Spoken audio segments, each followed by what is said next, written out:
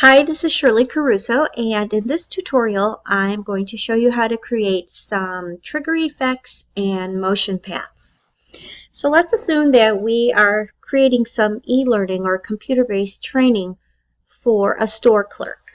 So we're going to need some clip art here. So we're going to go to the clip art gallery. I'm going to search for grocery store.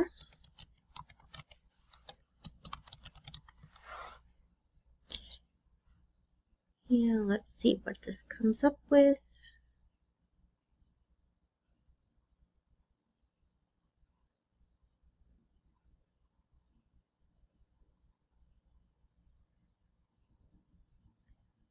Okay, I don't like anything here, so let's say checkout. Okay, here's one that might work. Let's say that we're going to be teaching our learners how to properly bag items at the checkout. So it looks like here this is a checkout from Walmart. I'm also going to need a headshot because I like to include someone who is narrating this whole thing. So let's see if I can find a store clerk.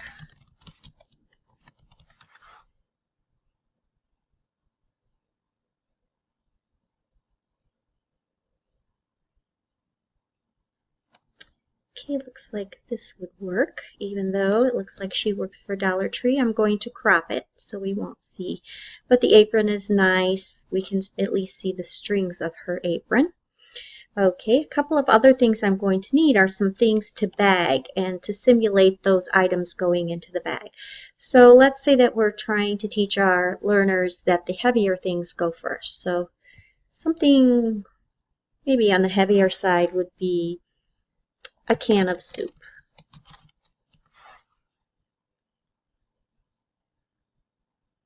Okay, here's one that might work.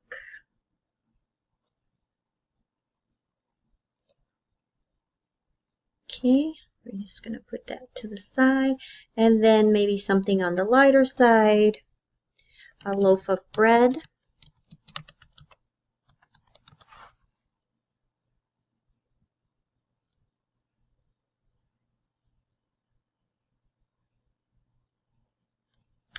This one might work. Let's see if we can make this work.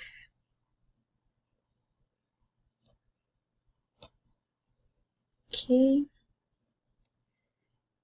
Sometimes what you have to do with these photos is if they have a background. See how this one does not have a background. It's just the can of soup. This one has some background. Sometimes if we double click and say remove background, it removes just enough so that we would have the loaf of bread. This one is kind of choppy, so sometimes you can't find the pictures you want in clip art. Another thing you can do is go to Google. If you are using Google, please make sure that you give credit to any pictures that you attach or incorporate into your e-learning or computer-based training. I'm going to search loaf of bread.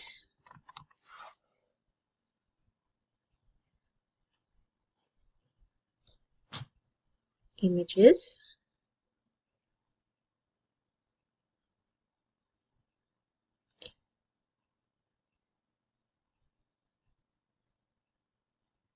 Okay, this one might work because it has a white background.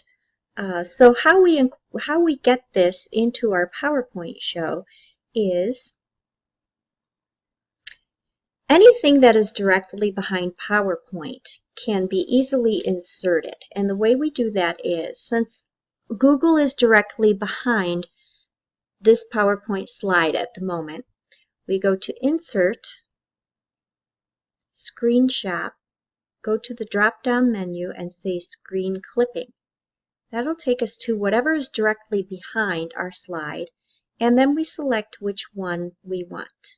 I think this one might work for us, so I'm going to select this one, and it pops right into your PowerPoint. So this has a nice white background, so that might work for us.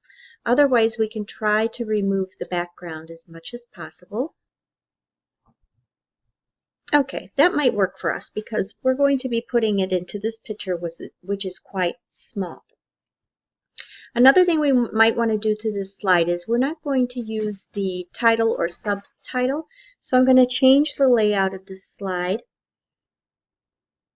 and I'm just going to say completely blank because we're customizing.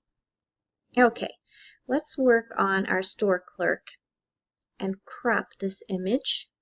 So I'm going to do a right click, format picture, crop, and let's see if we can get the head shot just the way we want it.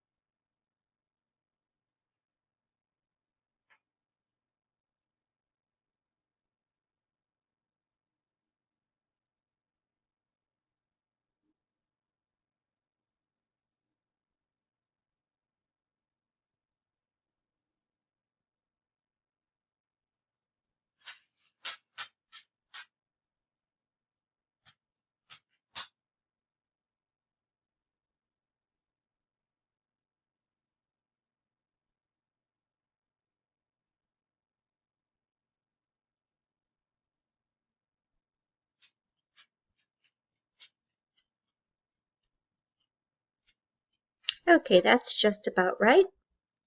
So I can go ahead and close this. And I'm going to resize this image a little bit. And for right now, I'm going to keep her up in the upper left-hand corner.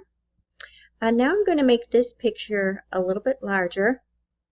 So I'm going to hold down my Shift key to try to keep as much proportion as I can. And I'm going to stretch it along the bottom.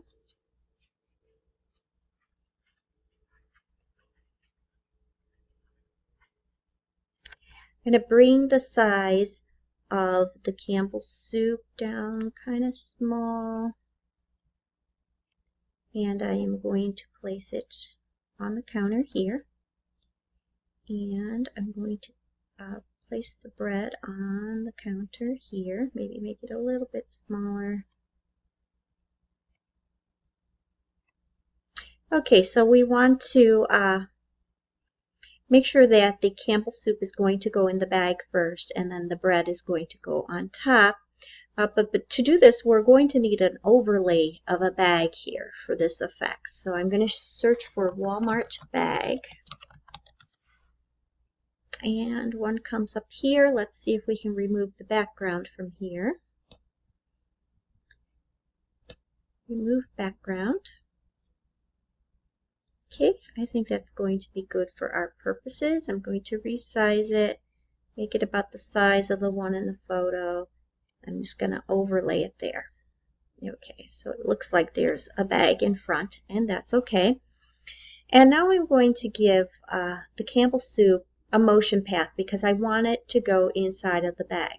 So I'm going to say animation, add animation, and scroll all the way down. Here are some motion paths. I'm going to draw it custom, so I'm going to choose a custom path, and I'm going to draw the path from the soup to the bottom of the bag. When I'm finished drawing, I say enter, and there's my motion pad. And it looks like it's going right into the bag. I want to do the same for the loaf of bread, so I'm going to click on the loaf of bread.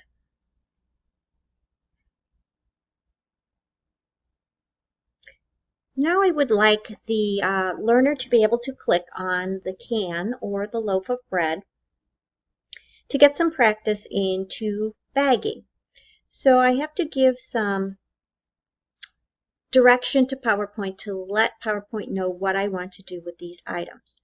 So I'm going to click on the can and trigger on click of, and see we have a lot of options for the pictures here, and we're not sure which one the picture of the can is. So to rectify that,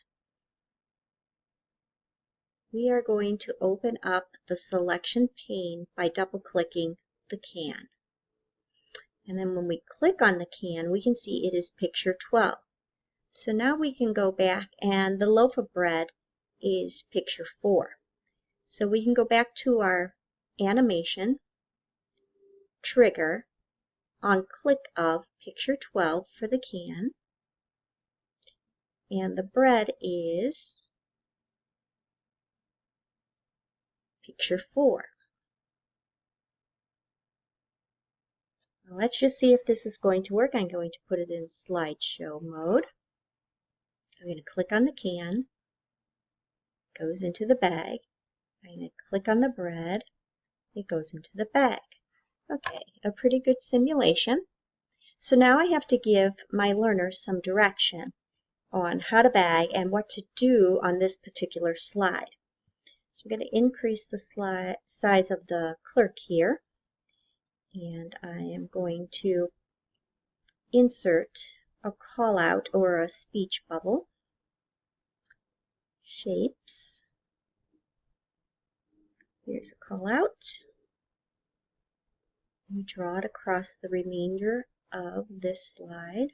I'm going to bring this over so it looks like the clerk is saying this. I kind of like the blue because it kind of goes with the Walmart theme. So it'll have blue with white writing. And what I'm going to say here is, be sure to bag heavy items like cans of soup first. Lighter or more fragile items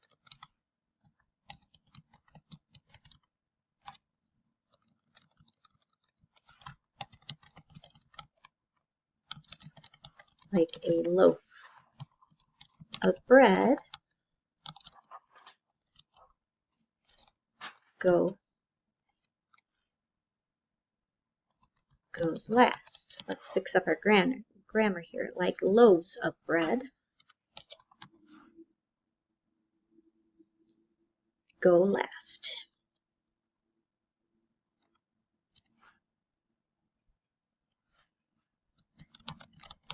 Click on the can of soup in this picture so it will go in the bag first. Then click on the loaf of bread so it will go in the bag last. Then go to the next slide. So we always want to tell our learners what to do on the current slide and what to do next. I'm going to bring this to a left justification. And maybe I can bring up the font just a little bit larger. Okay, and I want to also narrate this. So I'm going to say insert audio, record audio, and I'm just going to read exactly what I just typed. Be sure to bag heavy items like cans of soup first. Lighter or more fragile items like loaves of bread go last. Click on the can of soup in this picture so it will go in the bag first. Then click on the loaf of bread so it will go in the bag last. Then go to the next slide. Okay, so here's my recording, and now I have to tell PowerPoint exactly what I want to do with this recording. And I think for playback, I would like it to play automatically, so when the learner comes to this slide, they don't have to click anything. It's just going to automatically start narration. And I would also like to hide the icon during the slideshow. Okay, now let's put this into slideshow view, F5, to see if everything is working. Be sure to bag heavy items like cans of soup first. Lighter or more fragile items like loaves of bread go last. Click on the can of soup in this picture so it will go in the bag first. Then click on the loaf of bread so it will go in the bag last. Then go to the next slide.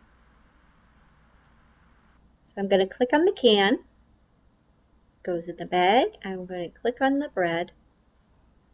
Perfect, everything is working.